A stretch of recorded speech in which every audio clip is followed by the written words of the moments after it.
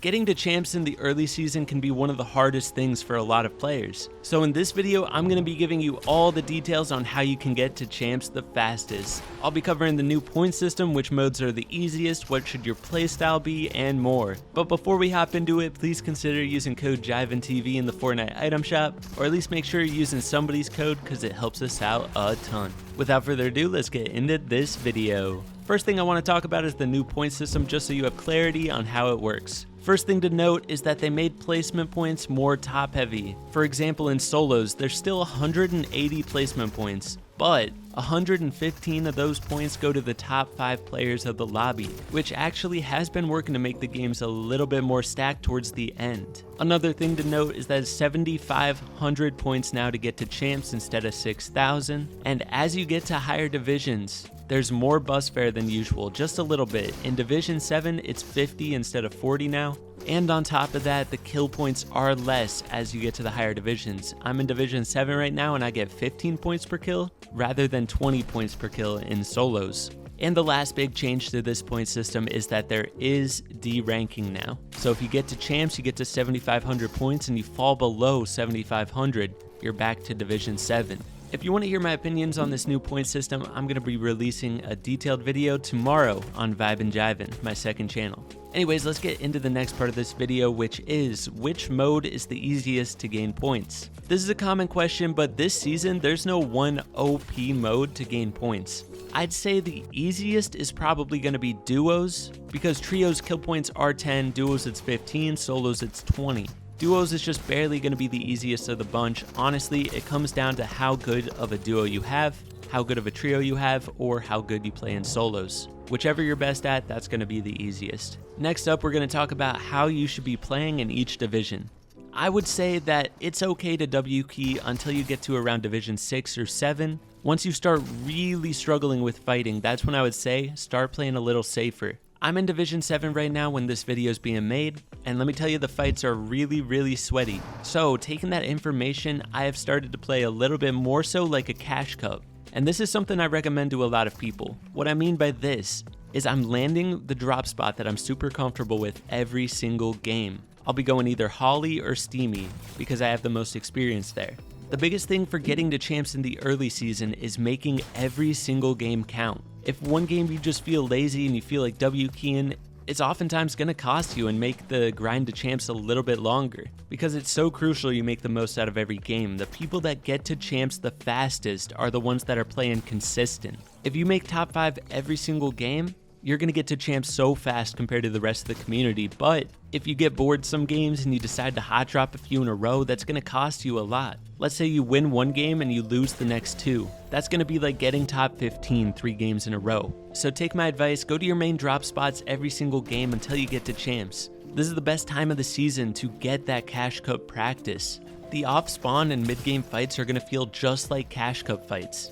You're going to be going up against some of the best players, and it'll really help you to get a drop spot down by playing arena right now. If you don't have a drop spot, pick a spot and stick with it. The more you land there, the more used to it you'll get, the more you'll survive. So if you don't have a drop spot and you're dying off spawn every game, start going one place over and over until you get used to it. Try to learn how to play there. Every single spot has a different playstyle necessary. There's certain alpha points and different POIs. There's different ways to get angles, so take my advice, do it. So I want to elaborate a little more about my playstyle in Division 7.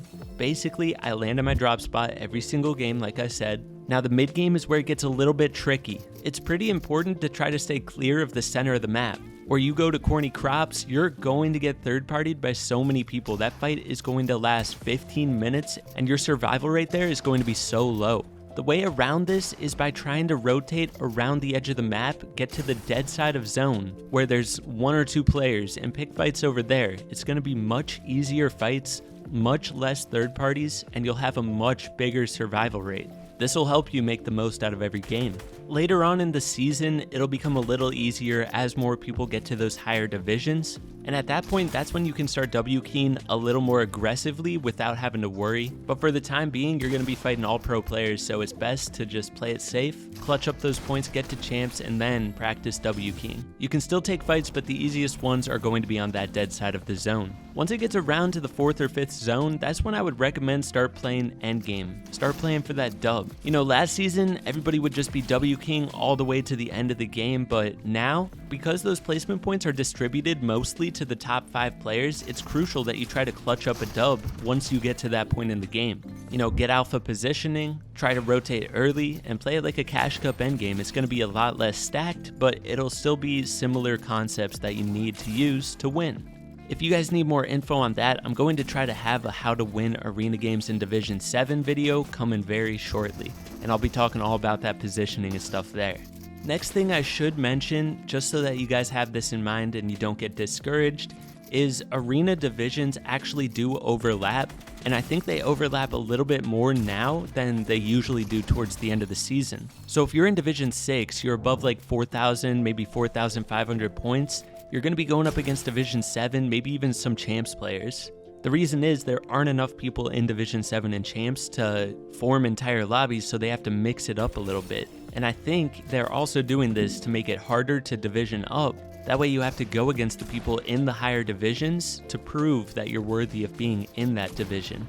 So the reason I think you shouldn't get discouraged by this is that you're having an opportunity to get better by playing those higher division players. And you should take advantage of that and try to learn as much as you can from your losses. I fought so many pro players so far this season, and I've been trying to dissect what I've been doing right and wrong in those situations. The biggest thing I try to tell people is that this is the time of the season to be grinding arena more than ever.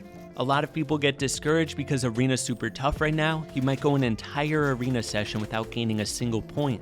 But to me, and this is my competitive spirit, I want to grind arena more than ever right now because this is the opportunity to improve. I have the opportunity to fight against all these really good players right now, and you don't get that opportunity all season.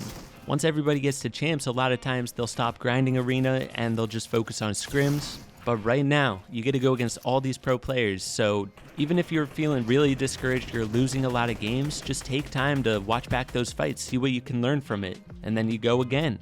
I did a 24-hour stream the other day, all solo arena. Must have fought 100 pro players. Won some of the fights, lost a lot of the fights, and I took away a lot of info from them. That's why arena is so hard right now. All the pros are doing the same thing you're trying to do, trying to get to champs before the competitive season starts. So in my opinion, this is the most fun time of arena, so don't get discouraged. Keep your grind up, try to learn what you can, and you'll see improvements. The biggest thing this is going to help with is cash cups, you know. It's really hard to find good cash cup fighting practice. If you grind arena later in the season, a lot of times you're going to be going up against players that aren't the best. So how do you get that fighting practice for cash cups? You know, you fight in arena, you're doing so well some days, and then you go to a cash cup and it feels like a whole different breed. Early season arena is just like those cash cup fights. So get in that cash cup mentality. Play it like there's money on the line, play it like you're an attorney. Getting in that mindset helps me out a lot, and it might help you out too. Last thing I want to say in this video is that if you just feel so far behind these players, you don't stand a single chance, you just need to work on your mechanics. You don't have fast enough building, editing, your aims may be off. What I recommend is going to check out this video called How to Get Cracked in Season 8 Fast, my How to Get Unwashed video. It's a full guide for improvement, and that's the video you need if you feel like you're way behind the players in arena right now. All in all though, keep your grind up, keep your practice up. This is the time to improve. Hope you guys enjoyed this video. If you did, be sure to hit that like button, sub if you're new, use code JIVENTV, and I'll catch you in the next one. Peace.